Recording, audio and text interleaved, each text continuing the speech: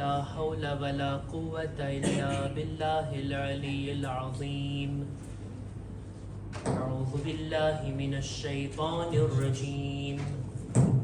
بسم الله الرحمن الرحيم. الحمد لله الذي جعل الحمد مفتاحا لذكره وسببا للمزيد من فضله ودليلا على آلائه وعظمته. ثم الصلاة والسلام والتحية والإكرام على خير خلقه وأفضل بريته حافظا لسره ومبلغا لرسالاته الذي سمي في السماء بأحمد وفي الأرض بأبي القاسم محمد. اللهم صل على محمد وآل محمد وعلى أهل بيته الطيبين الطاهرين المعصومين المظلومين ولعنة الله على أعدائهم أجمعين. أما بعد فقد قال إمامنا الصادق عليه السلام إن شفاعتنا لن تنال مستخفا بصلاح. صلوات بر محمد وآل محمد. اللهم صل على محمد وآل محمد.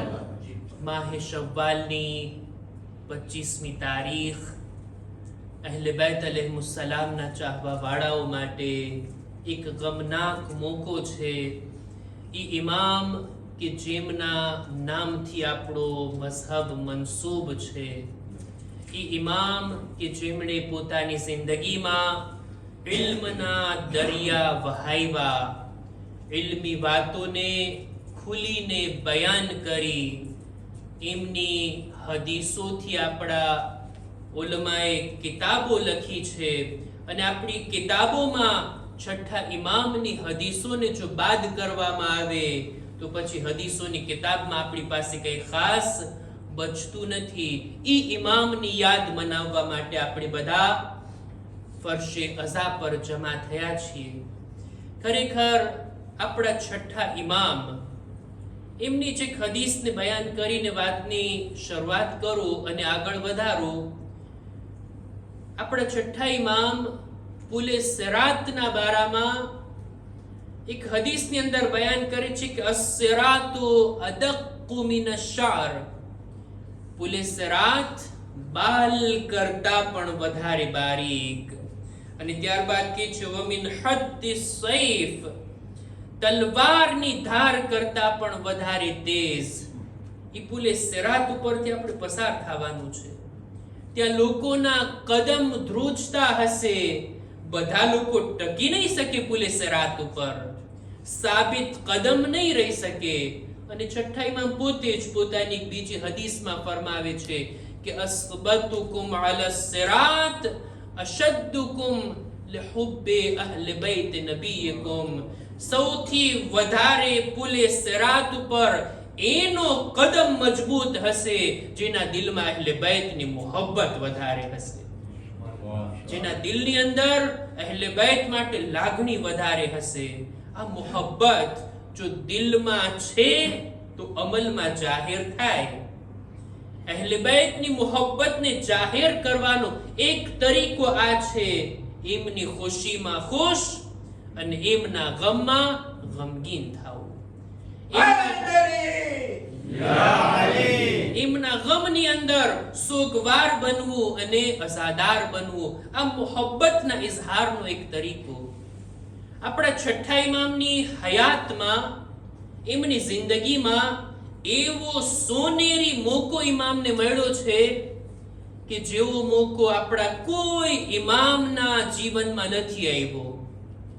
બની ઉમૈયા એમની હુકુમત પૂરી થઈ અને બની અબ્બાસ એમની હુકુમતની શરૂઆત.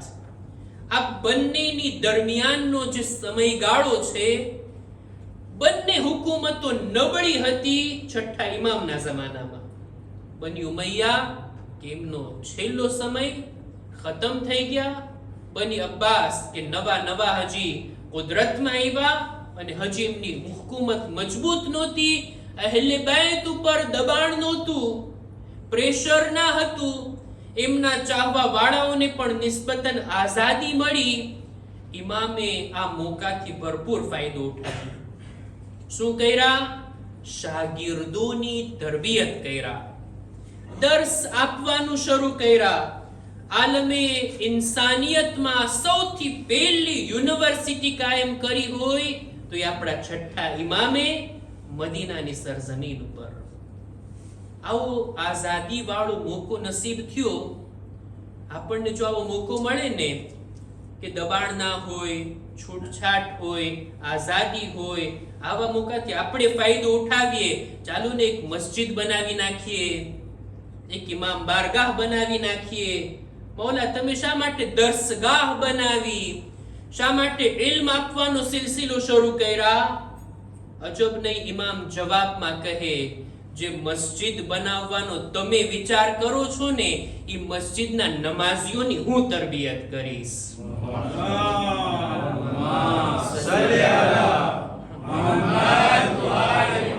જે ઇમામ બારગાહ તમારે બનાવવો છે ને એના અઝાદાર ઈ મારી દર્સગાહમાં તરબિયત પામશે. ઇમામે ઇલ્મ આપવાનું શરૂ કર્યું. ઇમામે લોકોની મારિફતને વધારવાની કોશિશ કરી.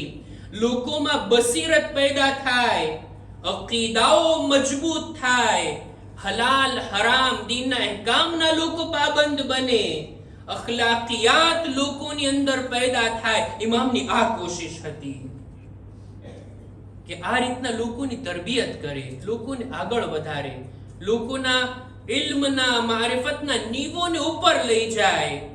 નહીતર મારિફતની કમી હોય, ઇલ્મ અને આગાહી ના હોય તો પછી મસ્જિદ તો હશે, નમાઝીઓથી ખાલી હશે. ઇમામ બારગાહ તો હશે પણ અઝાદારોથી ખાલી હશે. ઇમામની કોશિશો તમે જુઓ.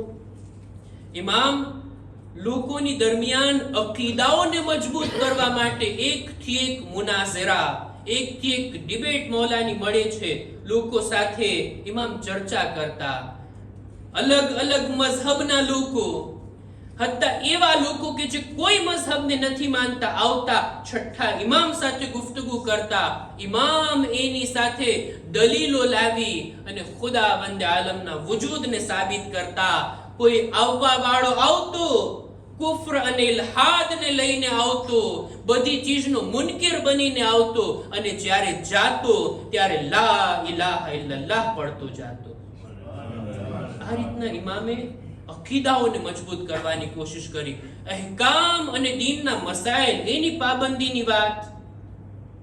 અત્યારે આપણી ફિqh, આ અહેકામ અને મસાઇલ એને આપણે ફિqહે જાફરી તરીકે દુનિયામાં મશહૂર છે કે છઠ્ઠા ઇમામે બયાન કરેલ મસાઇલ અત્યારે આપણા ઉલમા, મરાજે કિરામ, આપણા હૌઝાની અંદર નજફ હોય કે કુમ હોય, હંમેશા જ્યારે પણ દર્સ શરૂ થાય, દર્સના એક એક અહેકામની અંદર દલીલ રૂપે જો બયાન કરવામાં આવે તો એ છઠ્ઠા ઇમામની હદીસ, કાલ અલ બાકિર વ કાલ સાદિક. આ અહેકામના બારામાં, આ મસાઇલના બારામાં પાંચમા ઇમામે આમ ફરમાવ્યું અને છઠ્ઠા ઇમામે આમ ફરમાવ્યું. અત્યારે આ બધા ઉલમા ફખ્ર કરે છે આ વાત ઉપર કે આપણે ભલે છઠ્ઠા ઇમામના જમાનામાં નહોતા, એમના ડાયરેક્ટ શાગિર્દ ના હતા, પણ ઇનડાયરેક્ટ અમારો શુમાર પણ છઠ્ઠા ઇમામના ઇલેવમાં થાય છે. એમના શાગિર્દોમાં આપણી ગણતરી થાય છે. ફિqહ અને અહેકામના બારામાં અને અખલાકિયાતના બારામાં એવી વાતો, એવી હદીસો ઇમામના તરફથી આપણા સુધી પહોંચી છે કે કોઈ એક વાતને જો લઈ બરાબર એના પર કોઈ અમલ કરવાનું શરૂ કરી દે, ઇન્સાનની દુનિયા અને આખિરત કામયાબ થઈ જાય. આજે એક હદીસને મારે બયાન કરવી છે આપ લોકોની સામે. અખલાકી હદીસ. જો આપણે અખલાકિયાતની વાત કરીએ ને, સારી સિફાત, એનું આખું લિસ્ટ બયાન કરી શકાય કે સારી ક્વોલિટી ઇન્સાનમાં હોવી જોઈએ. એના મુકાબલામાં બુરી સિફાત, બધા દેફો એને પણ ગણાવી શકાય, સારા ગુણ અને અવગુણ એને ગણાવી શકાય અને એના ઉપર ચર્ચા કરી શકાય. ઇમામનું કામ હતું ખુલાસાથી, ટૂંકમાં, ઓછા શબ્દોમાં મોટી મોટી વાતોને બયાન કરી જતા. પૂરા અખલાકના ઇલ્મનો, અખલાકી વાતોનો જો ખુલાસો કરવામાં આવે ને, તો આપણા ઉલમા કહે છે ટૂંકમાં એક શબ્દની અંદર જો કહેવામાં આવે, કોઈને પોતાના અખલાક સુધારવા હોય, પોતાની પર્સનાલિટી સારી કરવી હોય, સારા ગુણ અપનાવવા હોય અને દેફોથી પોતાના કેરેક્ટરને પાક કરવું હોય, એક ચીજ મોકલે, એક ચાવી રૂપે એક શબ્દ જોઈને ગણાવી શકાય તો એને કહેવાય છે કંટ્રોલ. કંટ્રોલ. કોઈ માણસ પોતાના અંદર કંટ્રોલને જો ડેવલપ કરી નાખે, બધી ખૂબીનો માલિક બની શકે અને બધા અવગુણોથી પોતાને પાક કરી શકે. ઇમામે આ કંટ્રોલને, પોતાની જાત ઉપર કંટ્રોલ, એના બારામાં એક બહુ સારી હદીસ બયાન કરી. આ હદીસને મારે કંઈક આ રીતના બયાન કરવી છે. હદીસનો પહેલો શબ્દ અને છેલ્લો શબ્દ વચ્ચેની વાત ઉપર આપણે ડિસ્કસ કરશું. મૌલા ફરમાવે છે, મન મલકા નફસહુ, જે કોઈ પણ પોતાના નફ્સનો માલિક બને, નફ્સનો ગુલામ નહીં, નફ્સનો માલિક બને, પોતાના નફ્સ ઉપર કાબુ રાખતો હોય, પોતાના નફ્સ ઉપર કંટ્રોલ રાખતો હોય. વચમાં કંઈક વાત છે, છેલ્લો જુમલો, છેલ્લે મૌલા કહે છે, હરમલ્લાહુ જસદહુ અલન્નાર, ખુદા એના બદન માટે જહન્નમની આગને હરામ કરી દે છે. પછી એનું બદન જહન્નમની આગમાં નહીં જાય. ઈ માણસ જહન્નમી નથી જેણે પોતાના નફ્સ ઉપર કાબુ મેળવી લીધો. નફ્સ ઉપર કાબુ ક્યારે, કયા સમયે, કઈ હાલતની અંદર? 5 વાતો ઇમામે બયાન કરી. 5 મોકા ઉપર, 5 હાલતની અંદર કોઈ માણસ પોતાના ઉપર કાબુ રાખી લે. ઇઝા રગિબા, ઇઝા રહબા, ઇઝા ઇશ્તહા, ઇઝા રઝિયા વ ઇઝા ગઝિબા. 5 હાલતો. તર્જુમો કરું છું એનો. જ્યારે ઇન્સાન કોઈ ચીજને પસંદ કરતો હોય, કોઈ ચીજને, કોઈ હસ્તીને ચાહતો હોય, એના ઇશ્કમાં પડેલો હોય, તો આ આશિક હોવું એને હરામ અને હલાલમાં ના નાખી દે, બલકે ઈ મોકા ઉપર પોતાના નફ્સને કાબુમાં રાખે. મને કોઈ ગમે છે, હું કોઈને ચાહું છું, તમે હસો નહીં. મને મારી ઔલાદથી મોહબ્બત છે, બસ ને, મારી ઔલાદથી હું મોહબ્બત કરું છું, ઔલાદને ચાહું છું, પણ આ મોહબ્બતમાં હું હલાલ હરામ બધું ભૂલી જાઉં, કોઈ ચીજની રિઆયત ના કરું. નહીં, મોહબ્બતની અંદર, ઇશ્કની અંદર પણ પોતાના નફ્સ ઉપર કાબુ. કોઈ માણસને કોઈ નથી ગમતો, ઇઝા રહબા, કોઈને હું ના પસંદ કરું છું, મને ઓલો નથી ગમતો, હું ઓલાને નથી ચાહતો, હું એને દેતેસ્તે કરું છું, પણ એનો મતલબ એમ નહીં કે એની ગીબત પણ કરે રાખું, એના વિશે બુરા શબ્દો પણ કાઢી રાખું, એના ઉપર જુલ્મ પણ કરતો રહું. ના, નથી ગમતો એના ઉપર પણ, દુશ્મનીમાં પણ પોતાના નફ્સને કાબુમાં રાખે. મને કોઈ સાથે અણબનાવ છે, અબોલા છે, મને ઓલાની સાથે બોલચાલ થઈ છે, તો કઈ એની ગીબત જાયઝ નથી થઈ જાતી. ઓલો મારો દુશ્મન છે, એને આમ કર્યું ને તેમ કર્યું, પણ હદમાં રહે ઇન્સાન. પોતાના નફ્સને દુશ્મનીમાં પણ, નારાજગીમાં પણ, નાપસંદગીમાં પણ પોતાના નફ્સ ઉપર કાબુ. આ 2. ત્રીજું, ઇઝશ્તહા, જ્યારે કોઈ ચીજનું મન થાય, આવી હોય, ત્યારે પણ ઇન્સાન પોતાના નફ્સને કાબુમાં રાખે. કોઈ ચીજ ખાવાનું મન થાય, ક્યાંય જવાનું મન થાય, કોઈ કામ કરવાનું મન થાય તો પછી આ મન થાવામાં, પોતાના તેઝીરને પૂરું કરવામાં હું જેને તે, જ્યાં ને ત્યાં, જેની ને તેની સાથે ના, હરામ છે, હલાલ છે, સારું છે, બુરું છે, શરીયતની અંદર હક અને ના હક આ બધું બયાન થયું છે. મારા મનને પૂરું કરવામાં અહીંયા પોતાના નફ્સને કાબૂમાં રાખે. કેટલી ચીજ થઈ? 3. ચોથું, ઈઝા રઝિયા, ક્યારેક ઇન્સાન રાજી થાય, ખુશ હોય, સારો મોકો હોય ને, સારો ઇવેન્ટમાં હોય, ખુશીનો મોકો છે, રાજી થવામાં પણ પોતાના નફ્સ ઉપર કાબુ. ખુશીનો મોકો છે તો હરામ ચીજ હલાલ નથી થઈ જાતી. જાયઝ અને નાજાયઝનો તફાવત ખતમ નથી થઈ જાતો. રાજી થાય ત્યારે પણ પોતાના નફ્સ ઉપર કાબુ. વઈઝા ગઝિબા, અને ક્યારેક ગુસ્સામાં આવે, ક્યારેક નેરવે થાય, ક્યારેક ક્રોધમાં આવી જાય તો કોઈના ઉપર જુલ્મ ના કરી બેસે, કોઈના ઉપર હદથી આગળ ના વધી જાય, કોઈનો હક ગસ્બ ના કરી લે, કોઈના ઉપર જુલ્મ ના થઈ જાય, બેઅદાલતી અને ના ઇન્સાફી ના થઈ જાય, ગુસ્સામાં પણ પોતાના નફ્સને કાબૂમાં રાખે.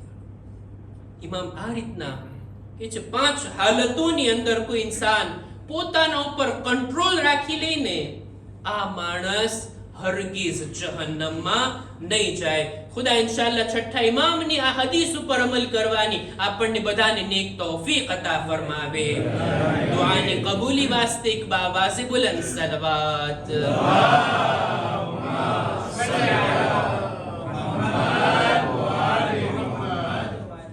ઇમામ આ રીતના લોકોના અકીદા, લોકોને દીનના અહેકામ મસાઇલના પાબંદ બનાવીને, એમના અખલાકને સુધારીને, એમના મારિફત ઈમાનના દરજાને, એમની બસીરતની આંખોને ખોલવા ચાહતા હતા કે લોકોના મારિફતનું લેવલ ઊંચું જાય, એમની અંદર બસીરત પેદા થાય, દીનની અજ્ઞાનતામાં ને જહાલતમાં ના પડ્યા રહે, બલકે એવી વાતોને સમજે કે જેને બીજા નથી સમજી શકતા. આને કહેવાય બસીરત. અને લોકોના દિલોમાં ઇમામ આ બસીરતને પેદા કરી ગયા. ઇમામને તો આ સારો પીરિયડ, સારો મોકો, સમયગાળો નસીબ થયો, પણ ઇમામ પછી હવે આપણા બધા ઇમામો, એમની જિંદગીમાં આવો મોકો ના હતો.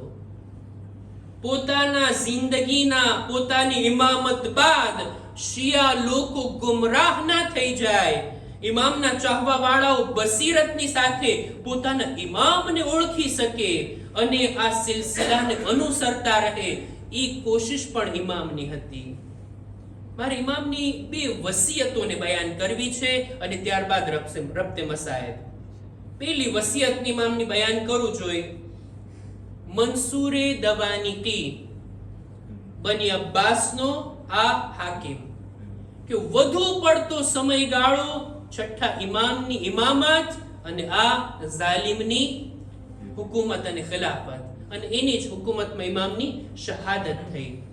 મંસૂરે દવાનીકી પોતે પોતાના ખાદિમને, પોતાના ગુલામને બોલાવે છે, એનું જ બયાન છે કે મને મંસૂરે બોલાવ્યો અને મને હુકમ આપ્યો કે તું મદીનાના ગવર્નરને લખ કે છઠ્ઠા ઇમામની શહાદત થઈ ગઈ છે, છઠ્ઠા ઇમામે જેના માટે વસિયત કરી હોય, જેને પોતાના જાનશીન બનાવ્યા હોય, એને તું કત્લ કરી નાખ, એના ઉપર તલવાર ચલાવી દે, એમના માથાને બદનથી જુદા કરી નાખ.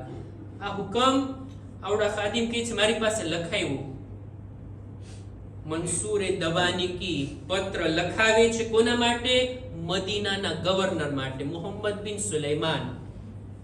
કે છે એને લખ કે છઠ્ઠા ઇમામના વસિયતનામાને ખોલવામાં આવે, જેને ઇમામે પોતાના જાનશીન તરીકે નીમા હશે એને કત્લ કરવામાં આવે.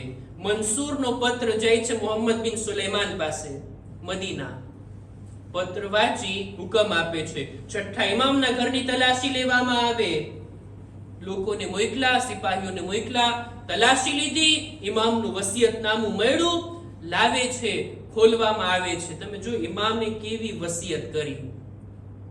વસિયતનામું ખોલવામાં આવ્યું. ફરી પાછો રિપીટ કરું છું, એક નતીજા સુધી લાવવા માટે મંસૂર દવાનિકીનો હુકમ મોહમ્મદ બિન સુલૈમાનને છઠ્ઠા ઇમામનું વસિયતનામું ખોલ.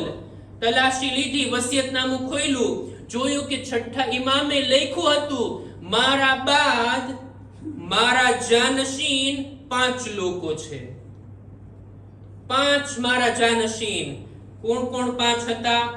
પહેલું નામ મંસૂર દવાનિકી, બીજું નામ મદીનાનો ગવર્નર મોહમ્મદ બિન સુલૈમાન, ત્રીજું નામ ઇમામ કહે છે મારી ઝૌજા બીબી હમીદા ખાતુન, ચોથું નામ ઇમામ કહે છે મારો ફરઝંદ અબ્દુલ્લાહ અફતાહ. છઠ્ઠા ઇમામના એક ફરઝંદ હતા અબ્દુલ્લાહ અફતાહ, એટલે એમના બદનમાં કંઈક ખોડખાં પણ હતી, આંધી કાપે હતા, એટલે એને કહેવાય અફતાહ. કે છે ઈ મારો ફરઝંદ, ઈ મારો જાનશીન. અને 5મું નામ છે આપણા 7મા ઇમામ, ઇમામે મૂસલ કાઝિમ અલૈહિસ્સલામ.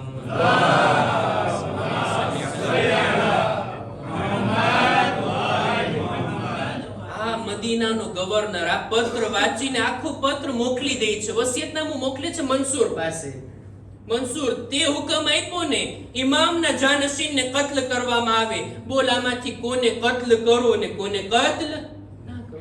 તને કત્લ કરું, મારી જાતને કત્લ કરું, કે ઇમામની ઝૌજા અને એમના બચ્ચાઓને કત્લ કરું? કોને કત્લ કરો? મંસૂર કહે છે આ લોકોને કત્લ કરવાની કઈ જરૂર નથી. અને ઇમામે આ વસિયત કરી, ઓલો માણસ પણ બધાના કત્લના હુકમને પાછો લે છે. અને આ વસિયતનામું ઇમામના શિયાઓ સુધી પહોંચે છે. વાત ફેલાય ને, દૂર દૂર સુધી જાય. કૂફાની અંદર ઇમામના ચાહવા વાળાઓ એમની બેઠકમાં આ વાત પહોંચી કે છઠ્ઠા ઇમામે તો પોતાના જાનશીન તરીકે 5 લોકોના નામ લીધા છે. કોણ કોણ 5? આ 1 2 3 4 5 નામ કીધા. શિયા લોકો શુક્રના સજદા કરવા લાગ્યા. ખુદાનો શુક્ર કે એને છઠ્ઠા ઇમામના જાનશીનની મારિફત અમોને કરાવી, આવી બસીરત આપી કે અમે છઠ્ઠા ઇમામના જાનશીનને ઓળખી ગયા.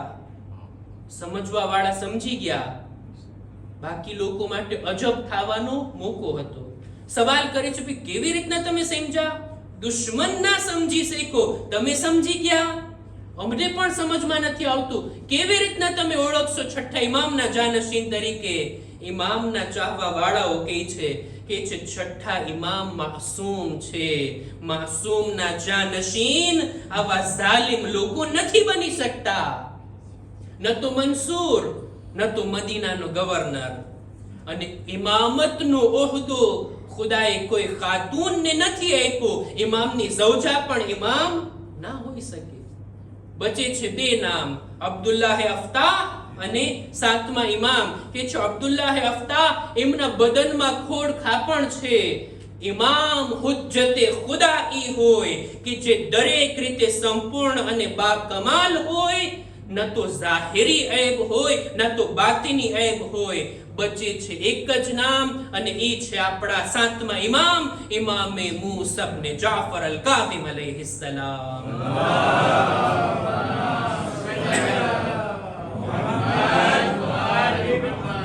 બસીરત પેદા કરી. ઇમામે સાચા અકીદાઓને લોકો સુધી પહોંચાડ્યા. ખરા દીન તરફ કેમ આવવું એની તાલીમ ઇમામે આપી. ઇમામની આ પહેલી વસિયત અને એક બીજી વસિયત. ઘણી વસિયતો છે ઇમામની. બિસ્તરે શહાદત ઉપર પોતાની હયાતીમાં કેટલી વસિયતો કર્યા. આજની મજલિસમાં મારે 2 વસિયતો બયાન કરવી હતી. એક તો આ વસિયત અને બીજી વસિયત મુસ્તદરકુલ વસાઇલ કિતાબની અંદર આ રિવાયત લખવામાં આવી. અબુ બસીર કહે છે કે છઠ્ઠા ઇમામની શહાદત વેળા હું ગામમાં ના હતો, મદીનાની બહાર હતો. મદીનામાં હું દાખલ થયો, મને સમાચાર મળે છે ઇમામની શહાદત થઈ ગઈ. અબુ બસીર ઇમામના ખાસ સહાબી આવે છે છઠ્ઠા ઇમામના ઘરે. રજા લઈને દાખલ થયા. ઇમામની ઝૌજા પડદા પાછળ હતા, એમને તસ્લિયત આપી, ગિરિયા કર્યા. અબુ બસીર કહે છે હું પણ રડ્યો, ઇમામની ઝૌજા પણ ગિરિયા કરી. અને ત્યારબાદ જ્યારે અમારું ગિરિયા અટકી ગયું, રડતા અટકી ગયા, ત્યારે બીબી હમીદા ખાતુન બયાન કરે છે, અય અબુ બસીર, કાશ તમે ઇમામના છેલ્લા સમયમાં હોતે તો ઇમામની ઝબાને મુબારકથી એમની છેલ્લી હદીસને સાંભળતે. શું હતું છેલ્લું પૈગામ, છેલ્લી હદીસ, છેલ્લા શબ્દો શું હતા? એટલે બીબી બયાન કરે છે કે ઇમામ વારંવાર બેહોશ થતા, હોશમાં આવતા. છેલ્લી વાર જ્યારે હોશમાં આવ્યા ને ત્યારે આ જુમલા કીધા, ઇન્ના શફાઅતના લન તનાલા મુસ્તખિફમ બિસલા, અમારી શફાઅત હરગીઝ ઈ લોકો સુધી નથી પહોંચી શકતી જે નમાઝને હલકી લેખતા હોય, નમાઝને અહેમિયત ના દેતા હોય, નમાઝને ઇમ્પોર્ટન્સ ના આપતા હોય. અમારી શફાત એના માટે નથી. છઠ્ઠા ઇમામને આ વસિયત દિવસમાં 5 ફેરે યાદ કરવાની જરૂર છે. પાંચેય નમાઝના વખતે 3 ટાઈમ જે આપણે નમાઝ પઢીએ, છઠ્ઠા ઇમામની આ વસિયતને યાદ કરીએ. એવું તો નથી ને મારી જિંદગીમાં નમાઝનું મહત્વ જેટલું હોવું જોઈએ એના કરતા ઓછું છે? ટોપ પ્રિયોરિટીમાં હોવી જોઈએ નમાઝ. મારા કામોને જ્યારે હું ગોઠવતો હોઉં ને, ઈ જો આ કામ નમાઝ પહેલા કરવાનું છે, આ કામ નમાઝ પછી, નમાઝ એના સમય ઉપર. શિયાની તો આ પહેચાન છે, શિયાની તો આ ઓળખ છે ને. નમાઝ હું એને કેટલું માન આપું છું અને નમાઝના સમયને હું કેટલો રિસ્પેક્ટ આપું છું. એક બુઝુર્ગ આલિમે દીન ઊંચા હોદ્દા પર પણ હતા. એમનું બયાન છે કે નમાઝને ના કહું મારે કામ છે, કામને કહું નમાઝનો વખત છે. નમાઝ અને નમાઝે જમાઅત. વિચાર તો કરીએ, હું નમાઝને માન આપું છું, હું નમાઝને અહેમિયત આપું છું, નમાઝને ઇમ્પોર્ટન્સ આપું છું. મારા શહેરમાં એક નમાઝે જમાત બરગુજાર થાય છે, મારી પાસે ટાઈમ પણ છે, દુકાન પણ બંધ થઈ ગઈ, ઘરે કામ પણ નથી, બિઝી પણ નથી, તંદુરસ્તી પણ છે, બીમાર પણ નથી, વાહનની પણ વ્યવસ્થા છે, ગાડી છે, કાર છે. જરાક પોતાના બદનને હું હરકત આપું, નમાઝને જમાત સાથે અદા કરી આ નમાઝ જે મારી મેરાજ છે એને ઓર મેરાજ પર હું પહોંચાડી શકું છું. પણ નમાઝે જમાતને અહેમિયત નહીં. મસાઇલની અંદર, અહેકામની અંદર આયતુલ્લાહ સિસ્તાની લખે છે, નમાઝે જમાઅતને કારણ વગર હલકી લેખીને એમને મહત્વ ના આપવું આ કામ જાયઝ નથી. સમય છે, તંદુરસ્તી છે, નથી સિક્લોન કે વરસાદ નથી પડતો, બધું રસ્તા ખુલ્લા છે, બધું ફરાહમ છે, પણ આળસમાં, કહું છું ને, માન ન આપવામાં, મહત્વ ન આપવામાં કેટલા મોટા મોકાથી આપણે મહેરૂમ રહી જઈએ છીએ. છઠ્ઠા ઇમામની આ વસિયત, અમારી શફાત એના માટે નથી કે જે નમાઝને હલકી લેતો હોય. બસ અઝીઝો, વાતને અહીંયા જ પૂરી કરું. છઠ્ઠા ઇમામે જ્યાં લોકોને અકીદાની, અહેકામની, અખલાકની, બસીરતની તાલીમ આપી, ત્યાં જ એક બીજી તાલીમ ઇમામ અમલન આપતા, અને તે આ હતું કે અવારનવાર કરબલાના મસાઇબને યાદ કરતા. જ્યારે પણ મોકો મળતો ઇમામ ફરશે અઝા બિછાવતા, ઇમામ મજલિસોને બરગુજાર કરતા, ઇમામ આકા હુસૈનના મસાઇબને બયાન કરાવતા, અને આ રીતના ઇમામ ખુદ પોતે રડીને લોકોને અમલન દર્શ આપતા. એક વખત મંસૂરના હુકમથી છઠ્ઠા ઇમામના ઘરમાં આગ લગાડી દેવામાં આવી. ઇમામના ઘરથી આગના શોલા ઉઠવા લાગ્યા. ઇમામના ચાહવા વાળાઓ, ઇમામના શાગીર્દો દોડીને આવી પહોંચ્યા. ઇમામના ઘરની આગને બુઝાવી દીધી, ઇમામના ઘરવાળાઓને બચાવી લીધા. જ્યારે ઇમામની ખિદમતમાં આવ્યા, શું જોયું? ઇમામ બેઠા છે અને ઝારો કતાર ગિરિયા કરે છે. મૌલા, આ મદીના છે, તમે એકલા નથી, અમે તમારા અસહાબ છીએ. તમારા ઘરની આગને બુઝાવી દીધા, તમારા ઘરવાળા સલામત છે. મૌલા, રડવાનું કારણ શું? ઇમામ જવાબમાં કહે છે, જ્યારે મારા ઘરમાં આગ લાગી, મેં જોયું કે મારા ઘરની औरतो એક હુજરામાંથી બીજા હુજરામાં, બીજા હુજરામાંથી ત્રીજા હુજરામાં એવી ડરી ગઈ હતી, જો કે હું એમની દરમિયાન મોજૂદ હતો, એમને પનાહ આપવા વાળો મોજૂદ હતો. પણ હાય શામે ગરીબા, મારા જદના અહેલે હરામ જ્યારે ખૈમાઓ સળગી રહ્યા હતા, બીબીઓ એક ખૈમામાંથી બીજા ખૈમામાં, બીજા ખૈમામાંથી ત્રીજા ખૈમામાં, હાય કોની પાસે પનાહ મેળવે, કોણ એમને બચાવે? એક સૈયદે સજ્જાદ હતા જે બિસ્તરે બીમારી પર બેહોશ હતા. આ રીતના કરબલાના મોકાને આકા હુસૈનના અહેલે હરમને ઇમામ યાદ કરીને ગિરિયા કરતા અને રડતા અને કરબલાના મસાઈબને યાદ રાખવાની ભલામણ કરતા. લ્યો અઝીઝો, છઠ્ઠા ઇમામ, એમની મહેબૂબિયત જ્યારે વધવા લાગી, લોકો એમના ઇલ્મથી ફાયદો ઉઠાવવા લાગ્યા, જાલિમથી આ ન જોવાનું અને ઇમામને અંગૂરમાં ઝહેર આપવામાં આવ્યું. ઝહેરનો અસર ઇમામના બદનમાં થવા લાગ્યો. દિવસે ને દિવસે ઇમામનું બદન ગળવા લાગ્યું, ઇમામ કમજોર થવા લાગ્યા. અઝાદારો, કત્લ છે, એ તલવારથી હોય કે પછી ઝહેરથી હોય. ફરક આટલો છે, જ્યારે તલવારથી કોઈને કત્લ કરવામાં આવે ને, એના જખ્મો દેખાય, પણ ઝહેરથી કત્લ કરવામાં આવે, એના જખ્મો નથી દેખાતા, પણ દર્દ એટલો જ હોય, તકલીફ એટલી જ હોય. ઇમામનું બદન ઝર્દ થવા લાગ્યું. અને લ્યો અઝીઝો, એક સમય ઈ પણ આવે છે જ્યારે છઠ્ઠા ઇમામના ઘરથી ગિરિયાનો અવાજ બુલંદ થાય છે, ઇન્ના લિલ્લાહ વ ઇન્ના ઇલૈહિ રાજીઉન. હાય, ઇમામની શહાદત થઈ ગઈ. સાતમા ઇમામ બાપ વગરના થઈ ગયા.